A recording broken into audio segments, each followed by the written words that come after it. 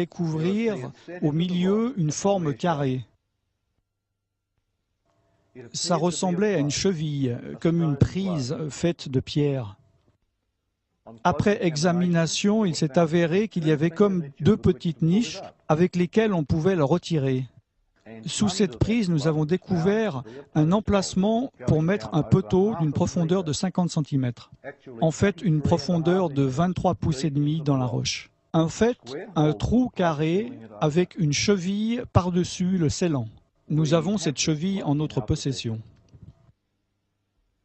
Il y avait plusieurs objets dans cette chambre. Ils étaient recouverts par des peaux d'animaux noirs. Par-dessus cela, il y avait des morceaux de bois. Et sur ce bois, il y avait des pierres. Et Ron est venu et il est passé au travers entre les pierres et le plafond. Et il a pu voir une boîte en pierre. Il avait un couvercle plat qui était fendu en deux parties exactes. Il s'est avéré qu'il y avait une fissure dans le plafond. La fissure du plafond était alignée exactement avec la fissure sur le couvercle. La fissure descendait de la roche, continuait invisiblement dans l'air et ensuite recommençait. C'était très étrange.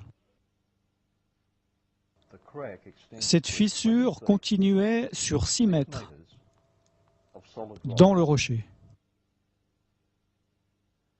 La terre trembla, les rochers se fendirent.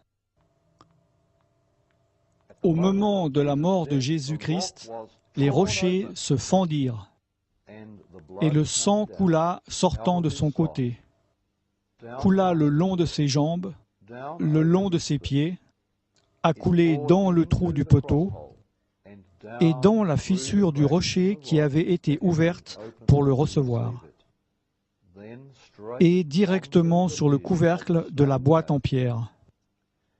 Et cela a aspergé le propitiatoire à l'intérieur de cette boîte en pierre, le siège de miséricorde de l'actuelle arche de l'Alliance. Comment savons-nous cela? Car la fissure a été examinée avec soin et a démontré qu'une grande quantité de sang avait coulé à l'intérieur. C'est encore là-bas, et c'est du sang humain. Voici ma question. Vous avez dit que vous aviez donné le sang de notre Seigneur à être examiné par un laboratoire israélien. Quels ont été les résultats? Ok, très rapidement, hein. Du sang sec, c'est du sang mort. Tout le monde sait ça. Ils font des tests sur le sang des pharaons et des momies. Il y a certaines choses qu'ils peuvent faire, mais ils ne peuvent pas faire un compte des chromosomes. En tout cas, pas par des méthodes que je connaisse. Tout est en évolution, mais moi, je ne dis pas que je connais tout. Néanmoins, à ma connaissance, il est impossible de connaître le nombre de chromosomes depuis du sang séché. On peut retirer de l'ADN, mais pas des chromosomes. Cela concerne les globules blancs. Tout d'abord, dans cette analyse, j'ai pris le sang et je l'ai amené dans un laboratoire en Israël. Je me suis renseigné avec un de mes collègues où se trouvait un bon laboratoire, digne de confiance. Ils m'ont dit, là-bas c'est bien, donc j'ai dit OK.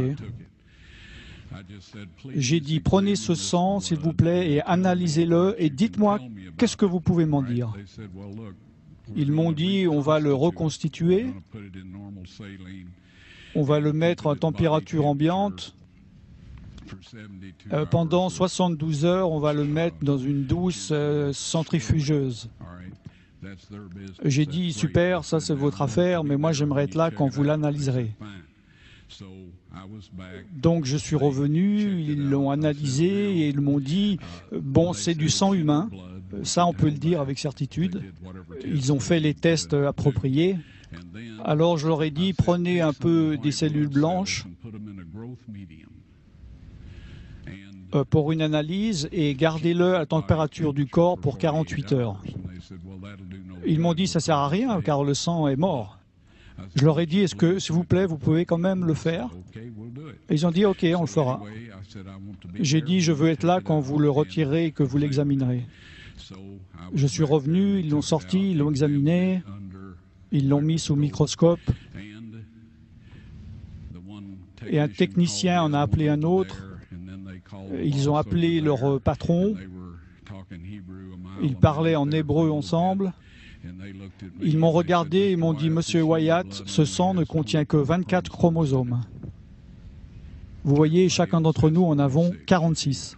23 de votre mère, 23 de votre père, 22 autosomes de votre mère, 22 autosomes de votre père.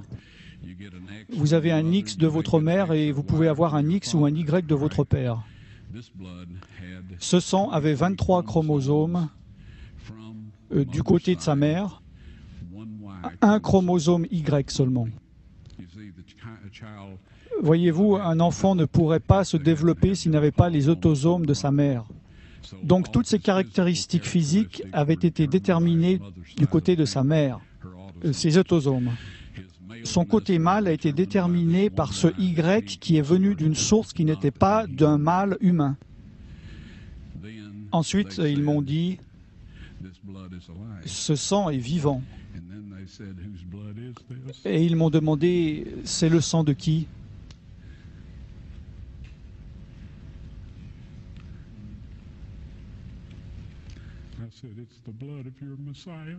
J'ai dit, c'est le sang de votre Messie.